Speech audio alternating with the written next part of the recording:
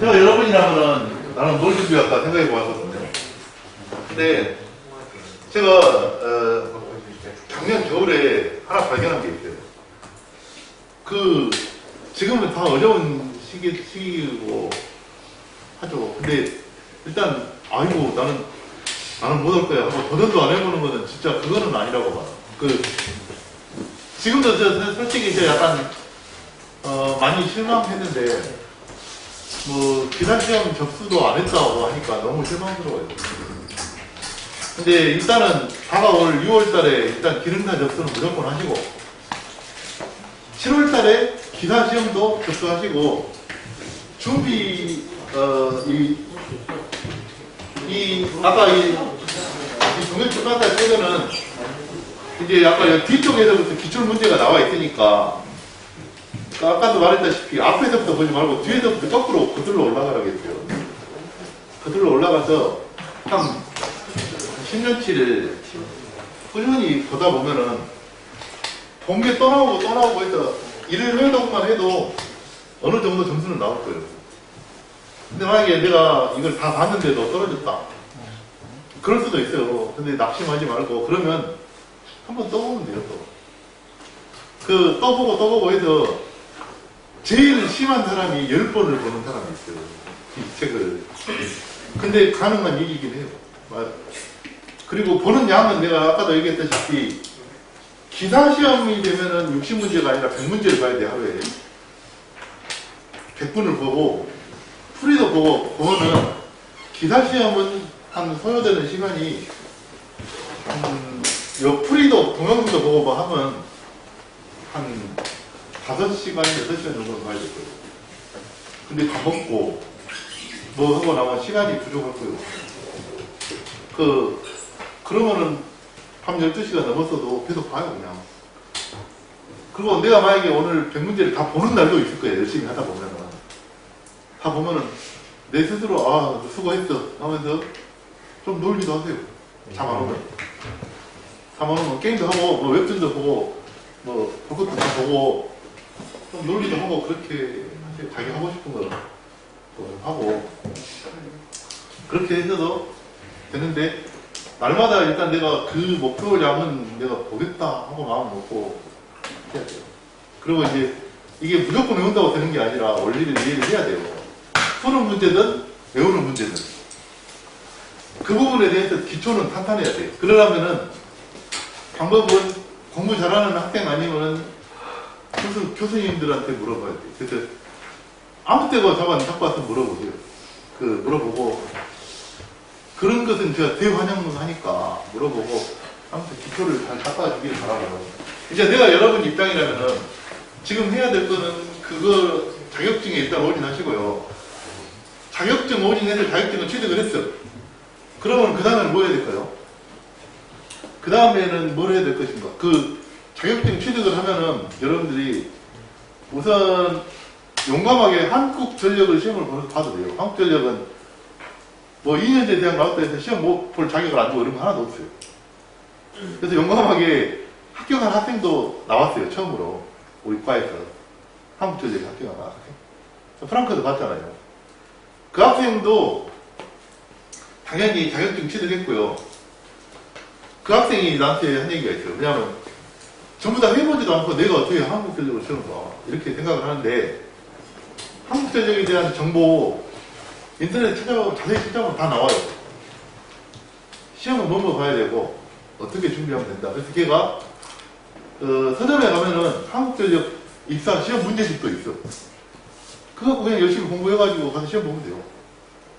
자기가 안 돼서 접수 안 된다. 아니야. 할 수 있고 내가 여러분이라면 나는 이거 도전해보고 싶을 것 같아요. 자격증 취득하고 나면 그 다음에는 내가 여러분이라면 물론 쉽지는 않겠죠. 근데 어차피 나는 안 될 거야 하고 처음부터 해보지도 않고 안 하는 것보다는 내가 여러분이라면 구급 공무원 시험 볼 것 같아요. 정기직 구급 공무원 시험을 한번 봐보세요. 떨어지면 못 먹어도 떨어지면 할 수 없고 근데 나는 되지도 않을 거야. 근데 애초에 접수도 안 하고 하는 것보다 낫지. 그리고 정기직 구급 공무원에 나오는 시험 과목이 뭐냐면은 여기서 많이 공부에 나와요.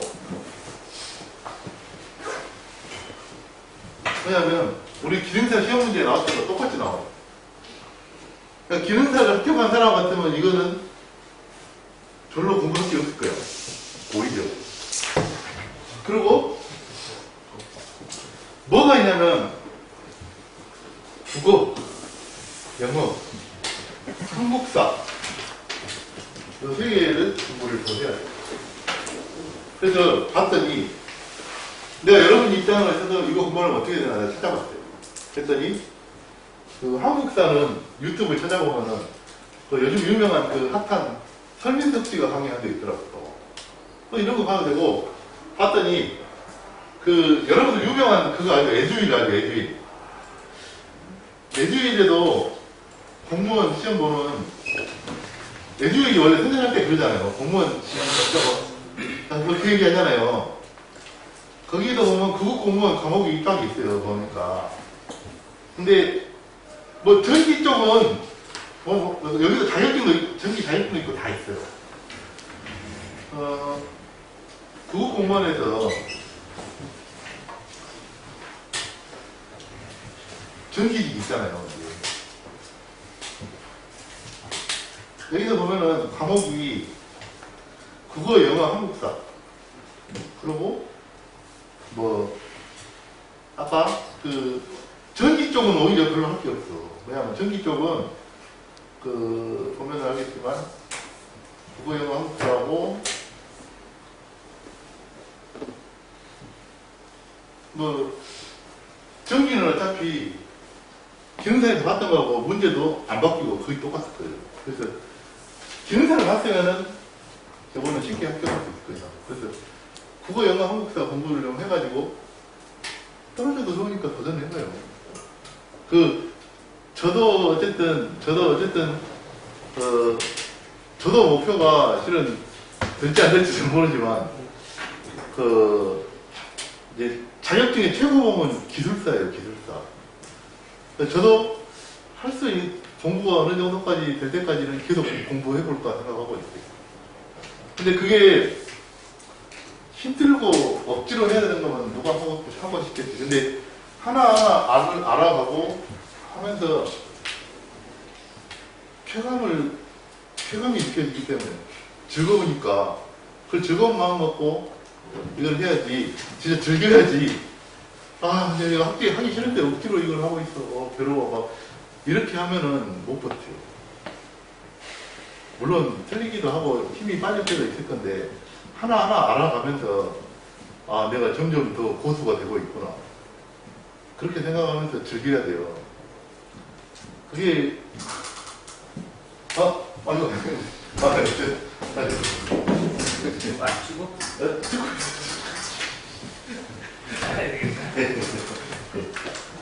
그거를 그렇게 즐기면서 하세요. 그래서 이것도 방법은 여러 가지가 있을 거예요. 근데 이제 제가 보니까 유료 강의이긴 한데 때로는 좀 투자해서 할만할 수도 있을 겁니다. 아마 공부를 하려면 책도 있어야 되고 동영상 강의도 있어야 되고 또 물어볼 사람이 있어야 되고 그런 것 같아요. 그래서 국어, 영어, 한국사는 저도 뭐 대답은 못 해줘요. 제가 국어, 영어, 한국사는 못 해주는데 전기 쪽은 제가 해드릴 수 있습니다. 그러니까 그렇게 계획을 세워서 점점 더 발전해 가야지 언제까지 게임하고 그 무의미한 세월을 보낼 겁니까?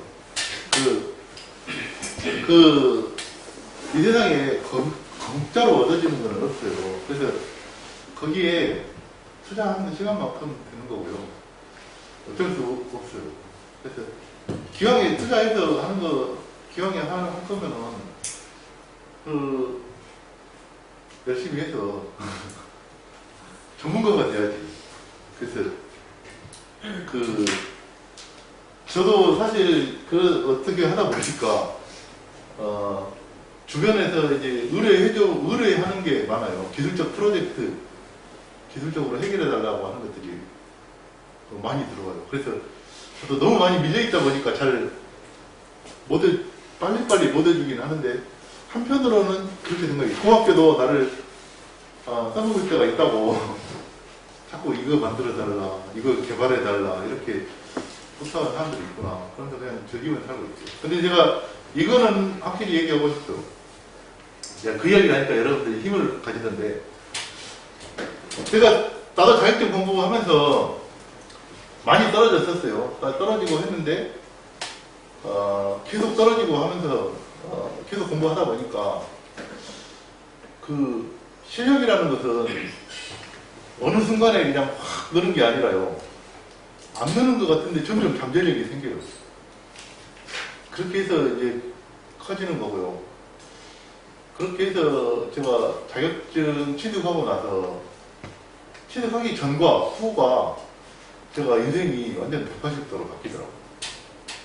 자격증 취득하기 전에는 저도 완전 아무 그냥 개터지였는데, 자격증을 취득하고 나니까 그때부터 자신감이 생겨가지고 대학원 시험도 합격을 했어요.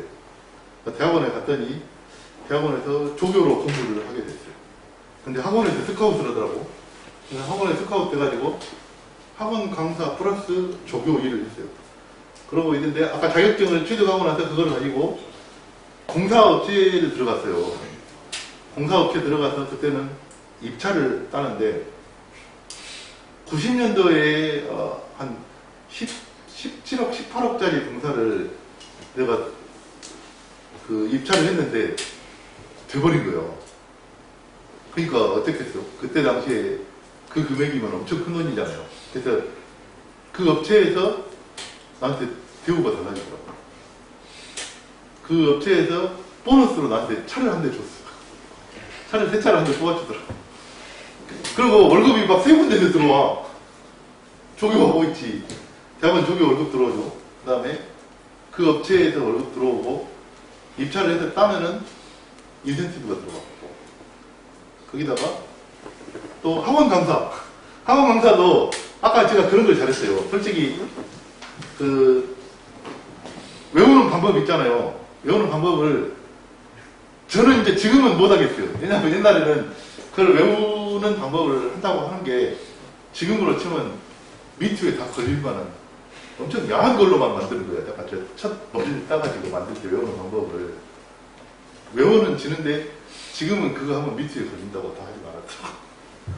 근데 아무튼 그래갖고 학원에서는 인기 최고의 강사였어요. 그래가지고 다른 학원에서 스카웃이 들어와요. 월급을 2배 줄 테니까 우리 학원으로 와라. 그러면은 그래요? 그러면서 과감히 다른 학원으로 또 옮겨가. 그래서 거기서 또 몇 달 하고 있으면 원래 학원에서 또 와가지고 우리가 그보다 더 월급 줄 테니까 다시 우리 학원으로 돌아와라.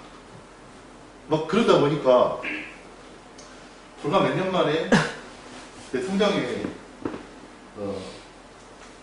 금방 몇 천만 원이라는 돈이 쌓이더라고. 세 군데서 월급이 들어오니까. 네. 이런 얘기를 하면 여러분들 좋아하더라고. 아, 공부를 해야겠구나. 마음을 달리 먹더라고, 다들. 그래서 그 과정을 즐길 수가 있어요. 자기가 전문가가 되면은, 충분히 여러분들도 가능하다고 생각해요. 근데 저도 사실 생각해보면은 그 과정이 그때도 힘들다고 생각해본 건 없고, 그냥 새벽 3시까지 해요. 그냥 새벽 3시까지 열심히 공부하고, 3시 넘어서도 막 밤새서 하자, 이거는 좀 아니라고 보는데, 날마다 그런 정신으로 하루에 요만큼의 양은 하겠다 하고 좀 하시다 보면은 할 수 있을 거라고 봅니다. 자, 그리고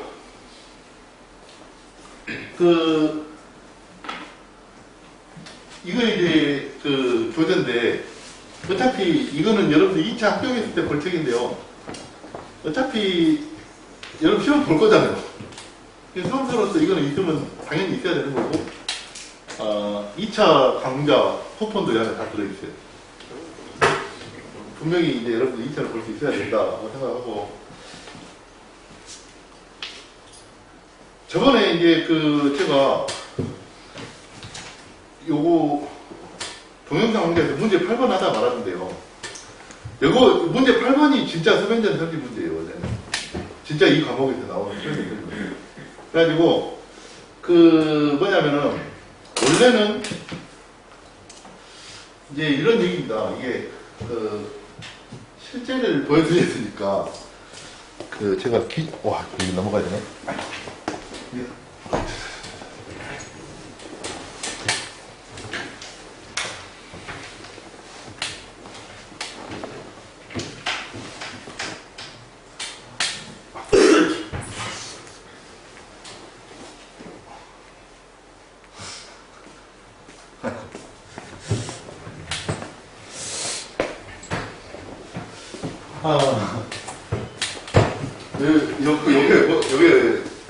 요게 뭐냐면은, 혹시 여러분들 휴즈 알아요? 휴즈. 혹시 유리관 휴즈 본 적 있어요? 유리관 휴즈. 우리는 전기를 하다 보니까, 누가 휴즈가 끊어지면은, 고장났다고 많이, 좀 괴로운 게, 전기를 하다 보면 어떤 거를 겪냐면, 전자제품이 고장나도, 전기하고 전자는 다 같은 거로 보고, 심지어 저 같은 경우 어떤 경우는 있냐면 다른 교수님 중에서 그런 분들이 있어요. 나 헤어드라이기가 고장나면 좀 고쳐주시오. 헤어드라이기 고쳐주시오. 또 농기가 고장났는데 고쳐주시오. 컴퓨터가 고장났는데 고쳐주시오. 그래 와요. 근데 물론 나한테 왜 그런 것까지 고쳐주려고 하냐 그럴 수도 있겠지만 저는 좀 그런 편이에요. 그런 거를 일단 고치든 못 고치든 일단 한번 보자. 한번 더 찾다가 보면은 고치는 방법을 찾기도 하고 다 그런 데서도 배울 점이 있다고 생각하고 그냥 하는 편이에요. 그러다 보니까 아까 기술적인 프로젝트도 의뢰한 사람들이 다 그리고 제가 또 돈을 안 받아. 오히려 내 돈을 들여서 다 해줘 그냥. 근데 그렇게 해주다 보면은 그러면서도 내가 배울 점이 있어도 배웠으면은 그걸로 됐다고 생각하는 사람이거든요. 그래서 아까 휴즈 같은 경우 되게 고장이 나면은 휴즈를 끌어보면 휴즈가 많이 끊어져 있고 그래요. 근데 이제 그런 가전제품에서의 휴즈는 조금만 하죠. 되게 이렇게 유리로 돼 있고 여기가 고장이 나면 여기가 이렇게 끊어지게 돼요. 과전류가 흘렀거나 단락전류가 흘렀다 이런 경우 꺼져지기 때문에 이거는 가정용 전기 220V짜리 휴즈고요. 이거는 뭐냐면은 우리가 저쪽 건물에 지하에 가면은 우리 학교에서 전기는 어떻게 쓰는 거냐면 22,900V를 한전에서 여기다 줘요. 그리고 이제 그 이후부터는 우리가 알아서 하는 거예요. 그래서 22,900V가 있는데 만약에 한번 가정해 봅시다. 만약에 물난리가 나가지고 다 잠겨버렸어요. 그러면 어떻게 돼요? 이제 전선과 전선이 붙는 거를 단락이라고 그러거든요. 그럼 그대로 놔두면 불나고 터지고 난리 나잖아요. 그래서 그 22,900V용 휴즈가 있어요. 그게 있고요. 기사 자격증을 따야겠다 하는데 기사 자격증을 취득하고 나면 여러분들이 해야 될 게 이 휴즈 같은 게 끊어졌다 이거예요. 요것도 진짜 휴즈랑 똑같아서 잘못되면 이게 새까맣게 타요. 타서 끊어지고 전기가 전체가 다 꺼져버려요. 근데 전기기사가 할 일은 얘를 가전제품 고장났을 때 휴즈 갈아주듯이 얘도 갈아줄 줄 알아야 되는 거죠. 그래서 이게 근데 이제 무섭죠. 22,900V가 그러는데 그러잖아요. 그래서 이거를 안전하게 갈아줄 수 있는 그런 능력도 필요합니다. 그게 이제 전기 기사로서의 할 일이고요. 그거를 수변전 설비라고 한다. 무거워서 놔야 돼. 그래서 전기 기사가 할 일이 원래 굉장히 우리가 자격증을 취득하겠다고 하는데 어떻게 보면 그 본질을 알아야 되는 게요. 전기에 대해서 이제 뭐부터 알아야 되냐면 우리가 과정을 해보자고. 그 기분만으로도 좋아질 수가, 기분이라도 좋아질 수 있는 것 중에 하나가 내가 어떻게 해서 보니까 지금 당장 여러분이나 나나 지금은 뭐 그렇게 뭐 돈이나 뭐 이런 게 있진 않아요. 근데 이럴 수도 있어. 뭐 부모님이라든지 뭐 갑자기 부모님이라든지 어떤 기회가 생겨서 엄청나게 넓은 땅을 주고 땅을 물려줬다 이거예요. 그것도 그 시내 한복판에 넓은 땅이 하나 생겼어. 그럼 그 땅을 놀릴 수는 없죠. 뭔가 빌딩이라도 하나 올려서 뭔가 해야 되겠잖아요. 돈도 있어, 내가 또. 그럼 이제 건물을 만들어야 되잖아요. 그러면은 거기서부터 시작돼요. 내가 땅이 있는데, 이 학교가 만들 때도 마찬가지예요. 우리 학교 만들 때도 땅이 있어, 이게. 땅이 이렇게 있는데, 여기다 건물을 만들 거예요. 그러면, 맨 처음에 전기 기사 사진이 그거예요. 건물을 이렇게 만들 거다. 건물을 만들 거고, 여기다가 이제 전기를 쓸 건데, 여기 전기를 총 얼마를 쓸지 이걸 계산할 줄 알아야 돼요. 그게 이제 전기 기사가 하는 얘기예요. 그런 거를 계산하는 법, 이런 것들이 여기에 다 나와요. 그러니까 필기에는 완전히 그야말로 기초적인 이론이었다면 여기서부터는 완전히 약간 실무적인 부분이 막 나와요. 그래서 실제적으로 필요한 것들을 여기 시험지에서 나온다는 거고요. 참고로 이게 꼭 맞는 건 아닌데요. 제가 막 던지는 질문이 있어요. 우리 학교 전체는 좀 그렇고, 우리가 있는 이 건물 있잖아요. 이 건물이 공학관이죠, 공학관. 이 공학관 짓는데 돈 얼마 들었을까? 얼마 들었을 것 같아요? 얼마 들었을까요? 그런 거 생각 혹시 안 해봤어요?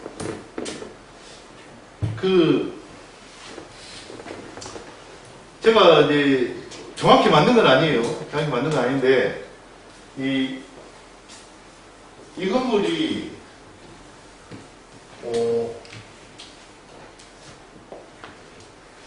지금 2층만 넣고 생각해 볼게요. 여기 맨 가에하고 여맨 가에 여기 있고, 여기에 교수 연구실 있고, 여기도 교수 연구실이 있고, 이렇죠. 네. 이런데, 교육법 상으로는 여기 면적은, 그러니까 원래 실습실 면적은 교육법 상으로는 40평이 돼야 돼요. 이쪽도 40평이겠지. 그리고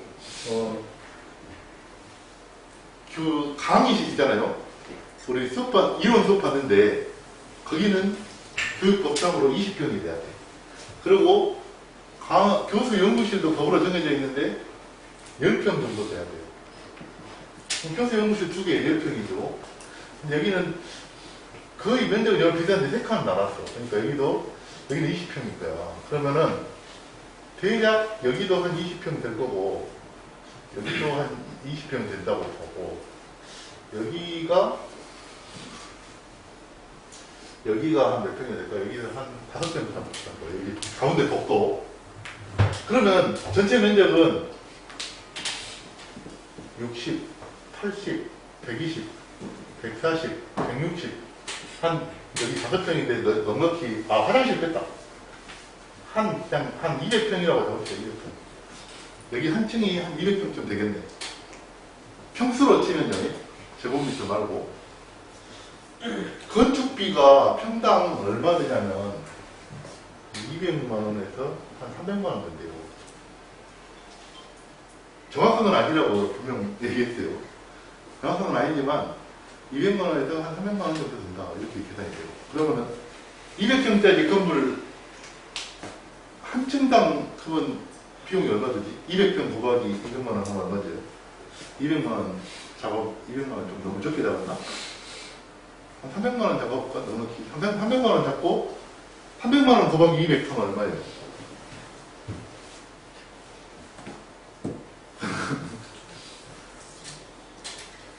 300만 원이다. 평당 300만 원 든다면은 10평에 3천만 원. 100평이면 3억. 200평이면 6억. 이 정도 되겠네. 그죠? 근데 이거 한 층에 한 6억 쯤 됩니다. 그러면은 1층, 2층, 3층이 있으니까 18억이네. 거기다가 이것저것 좀 플러스해서 한 20억 정도 되지 않을까? 어떻게 계산해보니까. 이게 대략적인 계산이에요. 근데 이런 식으로 건축한다면 이런 식으로 계산해야 돼요. 그래서 사실 알고 보면 아파트가 굉장히 비싼 거죠. 왜 비싸냐면 아파트가 싼 아파트가 보통 평당 한 500만 원 해요. 아파트 살 때는 평당 500만 원이면은 딱 그냥 그 정도 수준인 거예요. 뭐냐면은 우리가 뭐 장사를 할 때는 그 원가에 한 반 정도는 남겨야지 마진을 오고요. 건축비가 200만 원 300만 원 들었으면 평당 한 600 정도 받으면은 괜찮은 거예요. 그냥 손해 안 보고 괜찮은 정도의 인도이 되는 거예요. 원가 책정할 때 그래요. 근데 500만 원짜리 아파트에다 평당 500만 원짜리 굉장히 싼 걸로 돼요. 사실은 요 근처 문산 이쪽 아파트가 평당 500만 원, 600만 원 받고 있어요. 사실 그게 굉장히 싼 것이 되고 그렇게 돼요. 아주 최악의 경우에는 건축비보다 안 나오는 경우가 있어요. 아파트가. 내가 재미 삼아서 봤는데요. 전국에서 제일 싼 아파트가 얼마짜리인지 아세요? 제일 싼 아파트. 내가 전국 최저가 아파트를 한번 구경을 하고 왔어요. 너무 궁금해서. 얼마짜리가 있냐면 500만 원짜리가 있어요. 아파트가. 근데 어디에 있냐면 전라남도 고흥에 있어요. 그래가지고 궁금해가지고 한번 가봤거든요. 근데 가봤더니 도저히 500만 원짜리인데 어디 가겠어요? 거의 귀신 나오게 생겼지. 근데 전기도 마찬가지라서 평당 쓰는 전기가 정해져 있어요. 평당 전기가 한 평에 대략 한 300와트 정도 된다. 이런 식으로 계산해요. 그러니까 대략 내가 건물을 몇 평짜리를 지을 거면은 여기 전기는 얼마가 들어갈 것이다. 대략 다 나와 있어요, 전기가. 이렇게 계산해서 한전에다가 얘기를 하는 거죠. 우리가 전기를 쓸 건데, 그럼 한전에서는 그건 분명히 해줘야 돼. 너희가 그러면 얼마 쓸 건데 물어보거든요, 전기를. 그러면 우리 한 2000kW 쓰겠습니다. 그거는 전기 기사가 계산해서 알려줘야 되는 거야. 전기 기사는 그런 거를 계산할 줄 알아야 돼요. 근데 그거는 진짜 좀 더 실무적인 얘기거든요. 왜냐면 그런 건 여기 책에도 안 나오는 얘기이긴 한데, 그런 부분들이 전기 기사가 결정을 해서 처음에 시공할 때부터 설계를 해줘야 돼요. 그렇게 해가지고, 그러면 한전에서는 딱 정확히 알았어. 그럼 너희 1000kg 줄게 하고, 한전에서는 딱 전봇대에서 끌어다가 22,900V까지만 전기실 어디다 만들 거야? 그러면 되게 지하에 만들어요. 그러면 지하까지 22,900V만 딱 갖다 주고, 끌어다 주고, 너희들 알아서 해. 그러고 가버려요. 그래서 그 이후부터는 이제 여기다가 이 학교에 전기 쓰는 시설을 다 만들어야 돼요. 만드는데, 우리가 22,900V를 받아가지고 쓸 때 여기에서는 주로 220V 쓰잖아요. 그리고 에어컨 같은 경우에는 모터를 380V에 상상을 써요. 그래서 380에 상상하선으로 만들려면은 가장 주된 것은 22,900V를 380V에 상상하선으로 바꾸는 변압기가 필요해요. 그 변압기가 크기가 아마 거의 한 평으로 치면 한 3, 4평쯤, 3~4평쯤 되는 거대한 변압기가 지하에 들어가요. 그 변압기를 22,900V를 받아가지고, 아까 이 스위치가 있고, 그 도웨는 이 휴즈가 있고, 그 다음에 그 휴즈들하고 또 전력을 계산해가지고, 한전에다 전기 요금을 줘야 되는 전기 요금 계산기, 그걸 MOF라고 하는데, 그거 있고, 보호장치, LA, 이런 거 있고, 그 다음에 변압기 있고, 이렇게 한 다음에 여기서 전기를 다 이제 옆에 건물로 다 보내주고 이렇게 쓰는 거죠.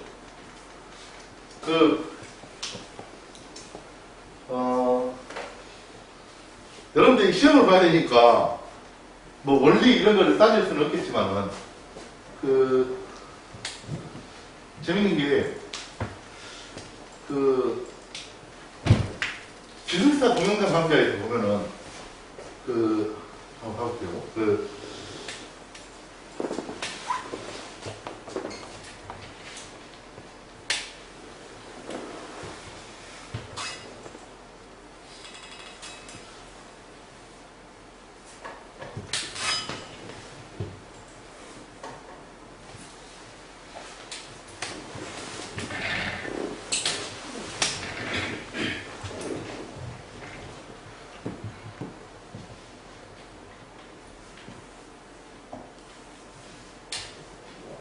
이재원 기술사라는 사람이 있거든요. 저기 기술사 중에.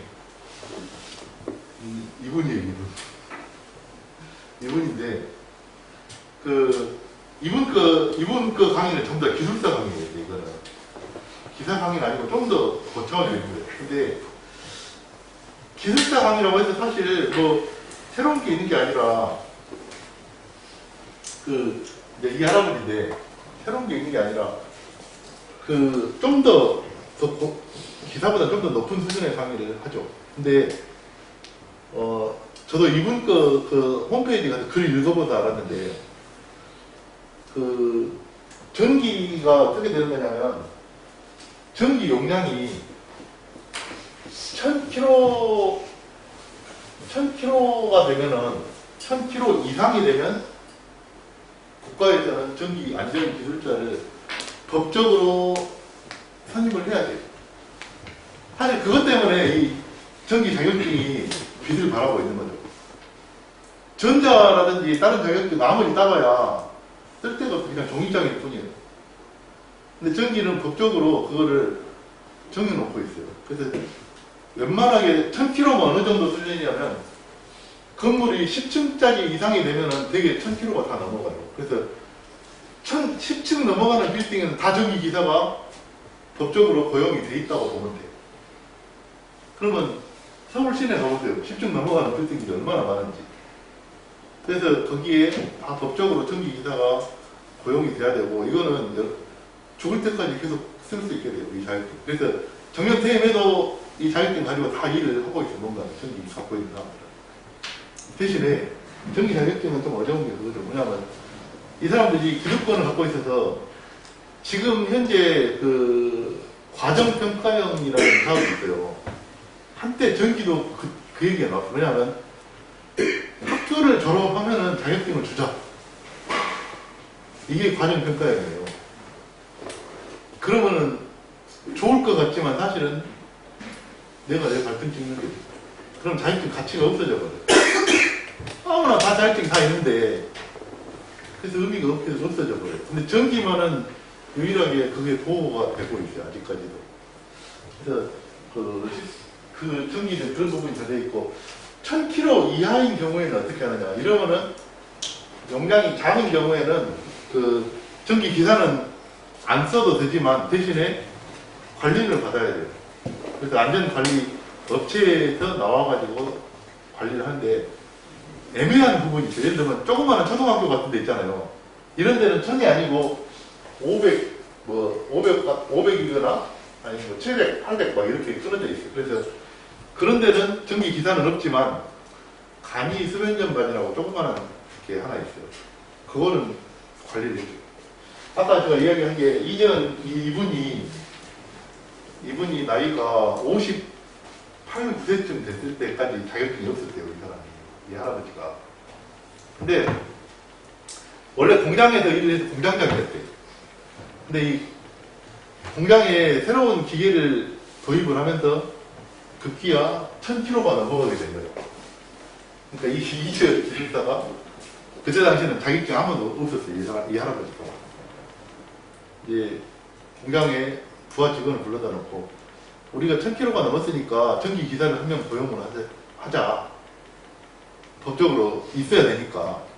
근데 어떻게 보면 그 공장에 뭐 상무 이런 사람이, 아, 공장장님, 근데 제가 듣기로 공장장집이 전기 전공하셨다고 들었습니다.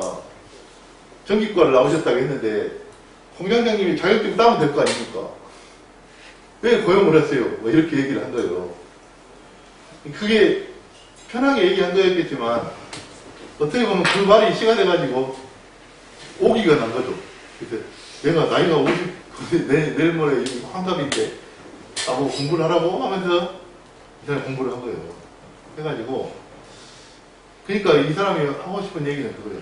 나같이 나이 먹었어도 다 했다. 그러니까, 핑계 치지 마라. 이런 거죠. 공부하는 데 있어서는 이유나 변명은 달지 마라. 그리고, 공장까지 출퇴근 거리가 멀어가지고 승용차로 엄청 먼 거리를 왔다 갔다 했는데, 그 기간이 그 동안이 아까우니까 그 외워야 될 내용 이런 것들을 전부 다 녹음을 해가지고 다 들었대요. 들으면서 공장까지 출퇴근할 때 그거를 내용을 들으면서 공부를 했다고 하더라고요. 실제로 내 후배 중에서도 자격증 그 기술사 취득한 기술사 취득한 후배가 있는데 얘가 나한테 그러더라고요. 자기가 그 기술사도 다 외워야 돼요. 아까 수많은 것들을 외워야 돼요. 그래서 이 친구는 어떻게 했냐면 그 TTS 프로그램이라고 글자 워드 친 것을 갖다가 읽어주는 프로그램 있잖아요. 그걸로 다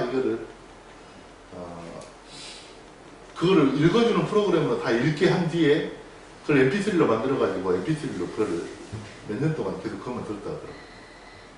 들어도 외운 거예요, 다. 그러니까 MP3로 음악을 들은 게 아니라 그거 외우는 걸 듣다 이런 거죠. 아무튼 그랬는데 시간 다 얘기는 이제 그걸 해야 되겠네. 저번에 이제 그거 하다 말았는데 맨 처음에 이거를 수면전 설비의 도면이 있는데요. 도면이 맨 처음에 이게 있어요. 도면 처음부터 막바로 이 도면을 다 여러분들이 보고 뭔지 알면은 좋겠지만 그게 쉽지가 않으니까 맨 처음에 도면에 보면은 수면전 설비 여기 책에 도면에 이렇게 돼 있는 게 있어요. 이렇게 돼 있는 게 있고 이렇게 돼 있는 게 있고 그럴 거예요. 수면전 설비 도면에서 얘하고 얘는 그림이 달라요. 그러니까 맨 처음에 문제가 이거였어요. 일본에 해당하는 여기가 일본인데 이것의 명칭을 써라. 이거 이름이 뭐냐 이거예요. 수면전 설비 도면은 맨 처음에 나오는 게 얘 아니면 얘인데 요거는 뭐냐면은 이거죠 이게. 그게 이거죠. 그게 이거니까. 얘하고 얘는 다른 게 얘는 BS고요. 얘는 PF요. 저기 공부하려면 이제 영어 공부도 잘해야 돼요. 영어도 같이 공부를 하면 돼요. 모든 것은 다 영어 약자로 돼 있고 영어 공부까지 같이 세트로 다 해두면 영어 공부도 되고 전기 공부도 되고. 대부분은 요게 많은데 요게 뭐냐면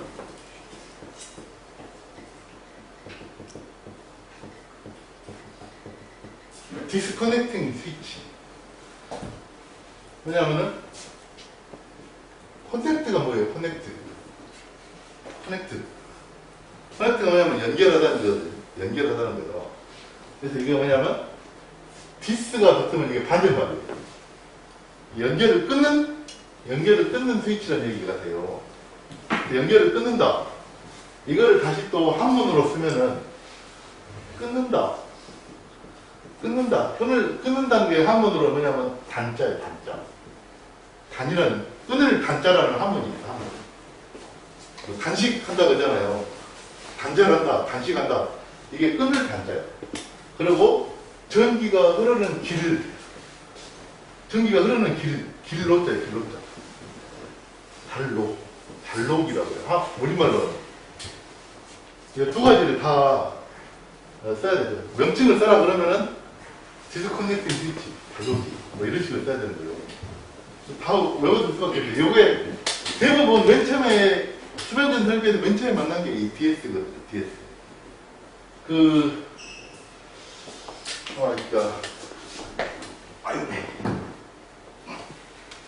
여기 휴즈 보면은, 보면 써졌는데요. 24kV라고 써졌어요. 24,000V라는 얘기지. 24,000V가 이게 흘러든 거죠. 그 다음에 전류가 100A가 흘러가요. 100A면 엄청 무서운 전류. 만약에 이게 진짜 이게 전류가 가고 있는데 내가 이걸 잡았다. 그럼 나는 이 세상에 없을 거야. 아마. 이 엄청난 전류죠. 엄청난 전류에다가 최소 20 끊어지는 전류라는 얘기거든. 왜냐면 25카에서 끊어진다니까 400A가 만약에 이 전류가 흘러가면 1분 내에 이게 터져버려요. 그런 뜻이 여기서 400이라고 써 터져버리고 그런 전격에 대한 얘기들이 휴지가 있고요. 요거예요, 요거. 그래서 요게 들어가 있어요. 맨 처음에 파워 퓨즈, 요거는 뭐냐면 명칭 써라고 했으니까 이거는 PF라고 쓰고 파워 퓨즈. 뭐냐면 전력용 퓨즈라는 얘기예요. 전력용 퓨즈, 파워 퓨즈. 그게 요거예요. 그래서 요게 하나만 있는 게 아니라 22,900V 3개가 나란히 있어요. 3개가 똑같은 게 3개가 나란히 있고요. 요게 맨 처음에 수면전 설비에서 맨 처음에 나오는 건데 시간이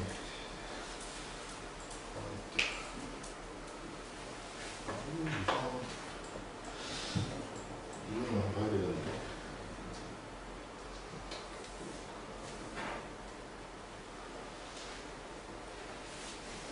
한번 그 옛날에 누가 그런 얘기 했었는데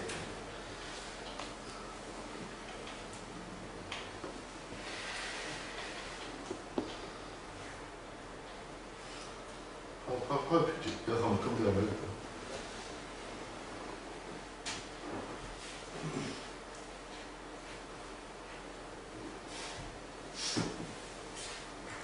이게 소리가 안 나가지고 좀 그러긴 하네.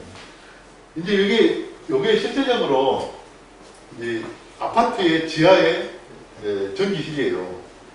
이 사람이 이제 전기기사죠. 전기기사가 다이킹하고 이런 일을 하는데 요 장대같이 생긴 게 있잖아요. 이게 뭐냐면은 스위치를 요거 이 22,500V의 파워 퓨즈는 굉장히 높은 데 위치해 있기 때문에 이 장대같이 생긴 봉으로 조작을 해서 껐다 켰다 하는 거예요. 그리고 이게 퓨즈 말고도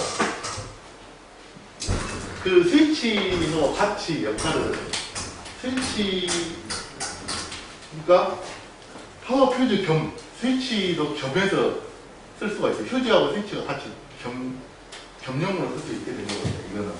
근데 여기에서도 제가 이 영상을 봤는데 여기 이 아파트에서도 파워 퓨즈를 사용을 하고 있어요. 파워 퓨즈 겸. 그래서 이게 그 스위치의 조작 봉이. 그래서 요게 이 봉이 그 플라스틱 같은 재질이에요. 이걸 만약에 쇠로 만들어 놨으면 마침 감면 되겠죠. 그래서 플라스틱 같은 재질이라 그 전기가 통하지 않아요. 만져도. 그렇다 하더라도 전기기사로서 이걸 껐다 켰다 하려면 꽤 무서워. 22,500V를 껐다 켰다 해야 되니. 그리고 이거는 전기기사로서는 점검을 더 해줘야 되고요.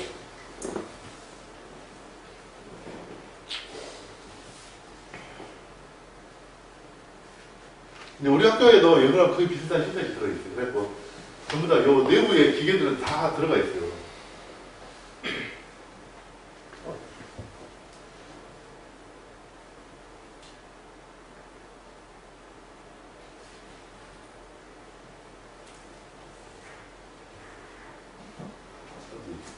저거에 요게 트랜스. 요 안에 있는 게 트랜스예요. 트랜스. 22,500V를 아까 380V로 맞춰지는 트랜스를 딱 보니까 그리고 요거 같은데 여기에 통 여기 삼상 변압기가 트랜스예요. 변압기하고 트랜스 똑같은 얘기고 이제 22,500V가 여기 들어오고 이 변압기 1차측, 변압기 위쪽에 파워 퓨즈가 있는 거예요. 이제, 그래서 요거가 있더라고요, 요거. 이 봉이, 아까,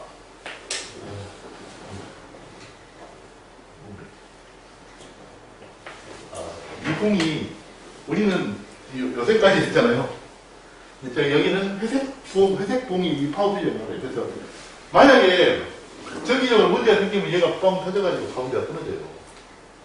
근데 옛날에 누가 그 얘기를 하더라고요. 그러면서 여기 요거 있죠. 여기 고리 있잖아요. 여기다가 그 끝을 걸어가지고 요걸 당기면은 스위치가 열려요. 뭐 이런 식으로 하는 거죠.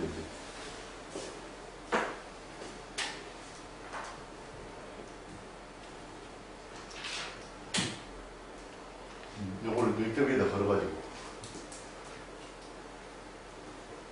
근데 아마 제 기억에 여기서 이 스위치를 열지는 않았어요, 이 사람이. 왜냐면 이거 열어보면 전기가 다 끊어지니까 열진 않았고, 그러나 이런 경우가 있을 거예요. 만약에 변압기가 잘못돼가지고 연기가 막 펄펄 나고 있다. 여러분 집에서 전기 쓰는데 저도 그런 적이 있는데, 전기 쓰고 있는데, 만약에 전기를 꽂아놨어요. 어떤 제품을, 예를 들어서 이것도 꽂아놨잖아요. 근데 여기서 만약에 연기가 펄펄 나면 뭐 어째야 돼요? 이것부터 뽑아야죠. 마찬가지로, 변압기에서 연기가 펄펄 난다. 그러면 어떻게 해야 돼? 더 놔두면은 이 파워 퓨즈도 터지거나 난리 나니까, 열어야 돼요. 그때는. 봉을 갖고 와서 열어야 돼요.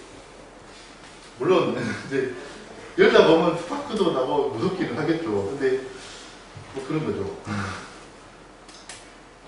그래서 옛날에 누가 그 얘기를 하더라고요. 지금 전기기사의 현실이 어떻게 되냐면, 전기안전공사라고 들어봤죠. 전기안전공사에 있는 사람들이 전기기사인데 다들 무서워서 못 만져요. 그래서 전기안전공사에서 전화를 해. 그럼 안전공사 사람들이 전부 다 베테랑이에요. 이런 일들. 그래가지고 안전공사에서 한대. 그래가지고 약간 여담인데, 안전공사에 일하는 사람이 아파트에서 자고 있는데 새벽에 다 사람들이 깨가지고 보니까 전기가 정전이 됐더래요. 근데 그것도 여름밤이야. 여름밤에 정전이 되니까 에어컨이 안 들어오니까 다 더워서 다 사람들이 깨가지고 짜증이 나는 거야. 너무 더우니까 열대야고 해서. 그래가지고 전기실에 가봤더니 전기기사가 호출을 받고 왔는데, 보니까 자기가 내가 전기 이쪽 안전공사 일하는 사람이니까 나도 좀 보게 해주라. 지하에 내려가 봤더니 얘가 새까맣게 타가지고 끊어져 있더래요. 그래가지고 내가 전기 안전공사 일하는 사람인데, 어디에나 가정집에도 마찬가지인데 휴즈는 여벌로 또 있어야 돼요. 휴즈 여벌 없냐? 내가 갈아주겠다 했는데 휴즈 여벌이 없더래요. 어이가 없는 거죠. 그래가지고 자기 아는 사람한테 막 전화해가지고 몇 암페어짜리 휴지 있냐 물어봐갖고 새벽에 가서 구해가지고 와서 갈아줬지. 자기가 안전투기 기사 대신 그랬다 하더라고. 이게 이제 22,500골드에 휴지 맨 처음에. 그 다음에 되게 이제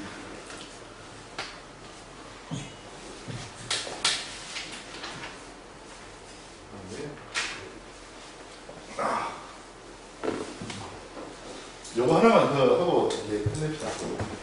오늘은 여기까지 하고, 다음 주에는 책들 잘 챙겨놓고 오세요. 수변전 설계에서 이제 두 번째로 만나는 게 아까 이게 메인 스위치 역할을 한다고는 했는데,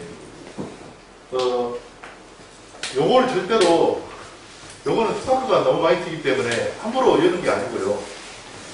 요 뒤에 차단기가 있어요, 차단기. 이 차단기부터 먼저 열고 나서 그 다음에 여는 거예요, 순서가.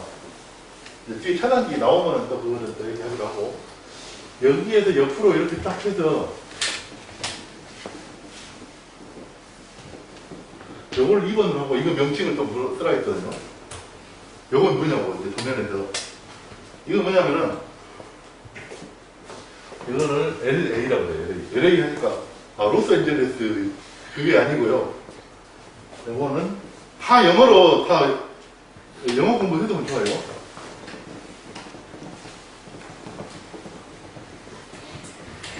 라이팅 어레스트 약들. 그래서 라이팅이 뭐냐면 번개. 그 번개 있잖아요. 팍 치는 거. 그거를 어레스트가 뭐냐면 체포한다는 얘기. 번개를 체포하는 거 뭐냐면은 하늘에서 이렇게 왔는데 이제 전기가 이렇게 흘러가고 있는데 만약에 여분 나쁘게 여기 전봇대에서 또는 전봇대나 뭐 철탑에서 넣어줬는데 보호가 잘 안 돼가지고 벼락이 많이 쳤다고 합시다.